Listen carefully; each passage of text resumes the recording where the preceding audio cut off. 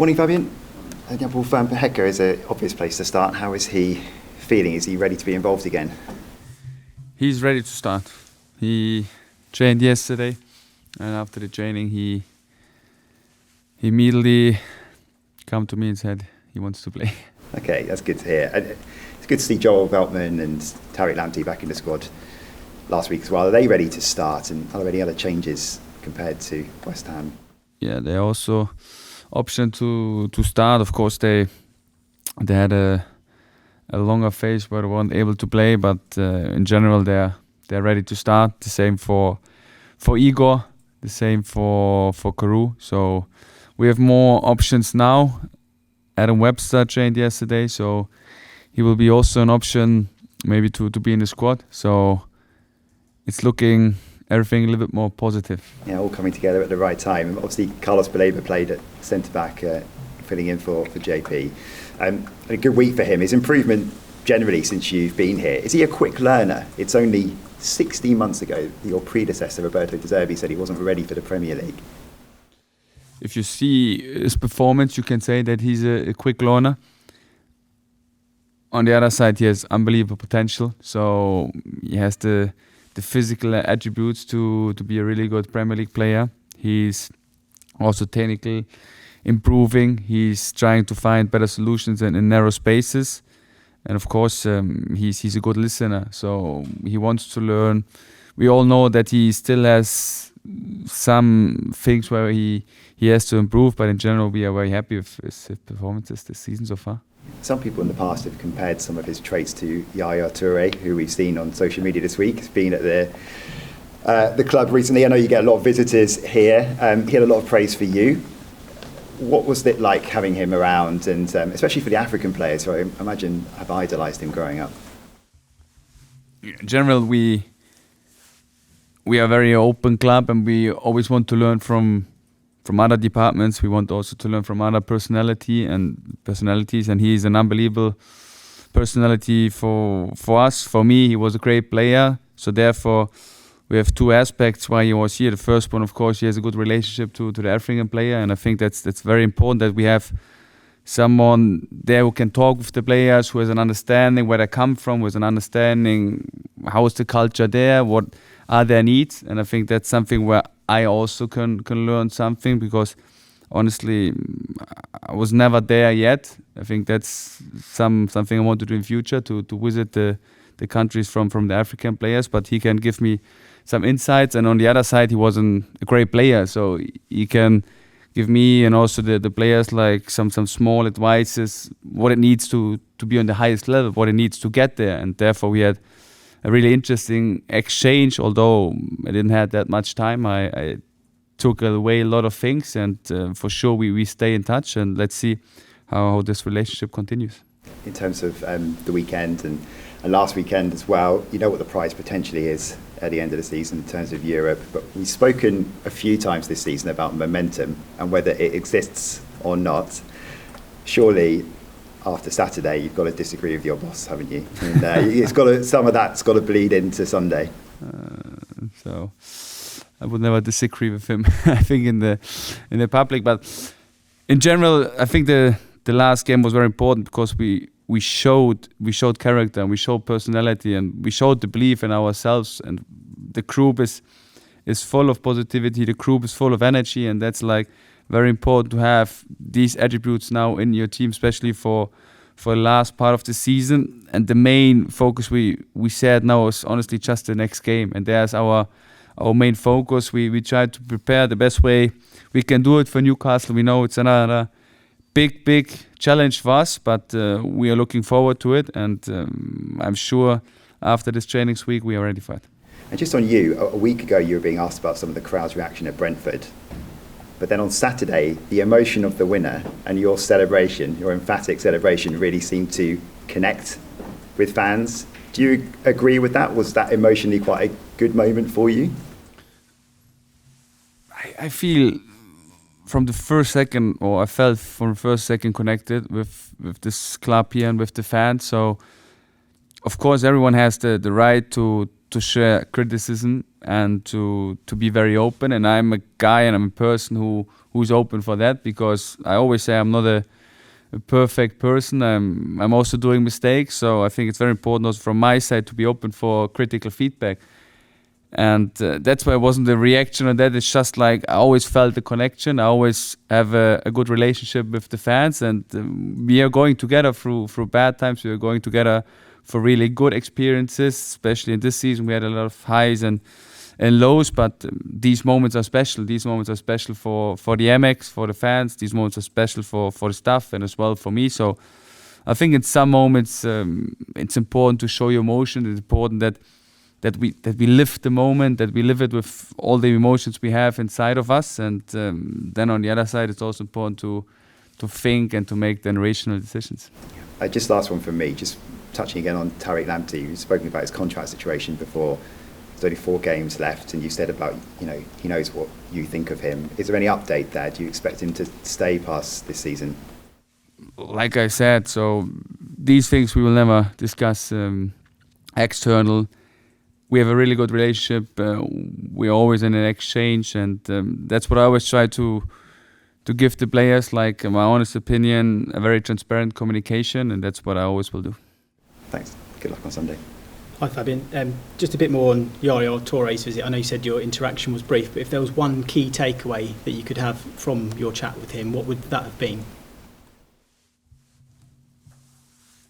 So for me, it was just interesting to get an understanding how he adapted to the Premier League. So he needed time to be a good player in the Premier League. He said the physical demands, they were completely different. Like in the league he played before, so he gives there an understanding how he adapted, what helps him to adapt. And on the other side, he shared some nice stories because he had, I think, some great coaches in his life, and he always took something away from the coaches. So therefore he shared just 2-3 advices, what stayed in his mind, what he learned from the coaches, and that's something what I can also take away.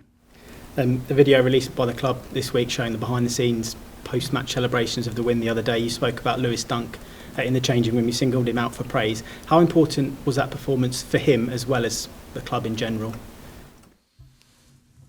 I think we can't praise Lewis enough in that moment, because obviously he went through a bad period. He had a difficult season so far. He never really get into his rhythm, but he always is there. He never hides. He never hides when he gets critical feedback. He never hides when he had bad performance. He always stands as man, and that shows for me a big character.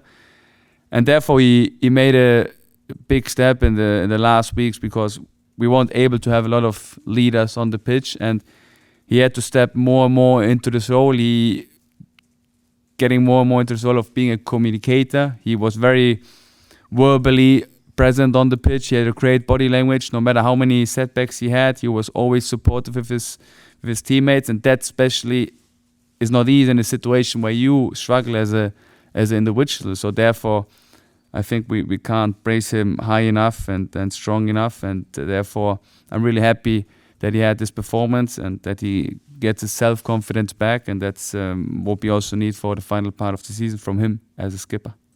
It was a difficult time before the West Ham win. How much has that just lifted the general mood across everyone in training this week? Like I always say, for me it's like very important to stay predictable, to stay stable also for the atmosphere you have here. So you can't get too depressive and too negative when you have a bad run, and you also can't get too euphoric when you have a win like this. So I try to be a role model regarding like positivity, regarding trying to give this joy to the players, to still say to them, even when we have bad results, like that's the passion you do, that's what you love. You love to be together on the pitch, you love to work hard. So you also have to love these challenges you are facing, and you only come out of these situations if you stick together, if you work hard, and that's what we always try to do. So of course a win like this pushes you as a person, pushes you as a club and whole environment. But in general, I always can say that we have a very positive atmosphere, no matter how the results are, because if you always get distracted and influenced by the results, I think you have a very bad life. In terms of Newcastle, another tough game for you on Sunday. Where do you see the key threats coming from for them? Physicality, then especially their speed in the front line with Isak, Gordon, Barnes, Murphy. So they all have individual quality. They have a lot of players who create then the dynamic from the midfield. Livramento with his underlaps, overlaps. Joel Linton is coming into the box. Tonali is there and arriving in the box. So they create a lot of dynamics. They create a lot of power in their attacks. And on the other side, they're also very connected because they can play with the same starting 11 for every week. So they seem to be very resilient. So we have a challenge regarding the physicality demands, and we have a challenge how to stop their dynamic play. And just finally from me, in terms of Eddie Howe and his influence and the success he's had at Newcastle this season, can you take any inspiration from what he's achieved there? Yeah. So first of all, I hope that he will be fine after his illness. And second of all, I think it was the first title they won in the Carabao Cup. So very impressive. And overall, they seem to be very stable. They have a clear style of play. They are doing a great job. So it's very impressive how they do it and in which way they do it. So of course, they can be a role model for us as a club. But like I always said, it's also important to focus on our way because we have different players, we have a different style of play, and hopefully we can be as successful in the future like they are at the moment. Fabian, you've had 2 games against them already. You came out on top in both those games, but they were both quite tight matches. How difficult is it to dominate a team like you want to do, a team like Newcastle? Very difficult because they are always able to score in with just one moment in the game. So on the one side, like I said, they have the physicality, but on the other side, they also have the individual quality. So if you give them too much space, they have the skill to use it. If you give them too much time, they can switch the side, they can make the overlaps, the underlaps, what they love to do, and that's something where they're really good in. So we have to be on our highest level. We have to be regarding our intensity on the highest level because that's very important to face them with a similar intensity, to win the personal duels, to be resilient as well. And then I'm sure that we have a chance at home together with our supporters. In all the euphoria of the win against West Ham, obviously the headlines were grabbed by the goals and the dramatic end. Was it maybe lost the role that Bart Verbruggen played in that game at crucial moments in the game? Yeah, so beside all the criticism he gets in the past, I think that we also have to emphasize the big saves he made during this game. He had an unbelievable save in the first half. He has a great save in the second half. So I think the life of a goalkeeper is not always easy because if you do one mistake, it's normally a goal. And therefore, like I always said, he has his first Premier League season. Of course, he played the last season, but it was like 2 games in, 2 games out. It's not easy to get into rhythm. Now he's playing every game, and that's also a change for him. So what we see a great person. We see a great goalkeeper with the potential to get one of the best goalkeepers in the world, and that's what we really try to get out of him. And therefore you need to go through a phase like this. You need to go and stay exactly in these moments very stable. You need to show personality, and that's what I demand from him, and that's what he's also able to do. And that's why I think that he will come out of this phase very strong and will be a big goalkeeper for us. And at the end of the game, everyone was celebrating, substitutes, everybody. Georginio was there as well with his smile is back. Is there any latest on him and his diagnosis and how he's getting on in his recovery? Very positive. So, like he is as a person, very positive, always smiling, and this this gives him an energy, and I think the mindset plays also a big part. If you're injured, if you have a positive mindset, if you think I'm coming back faster than expected, I'm coming back because I'm very positive in my mind, then you will be back earlier, and that's what we try to do with him as well. And I'm quite positive and convinced that we see him already in this season back.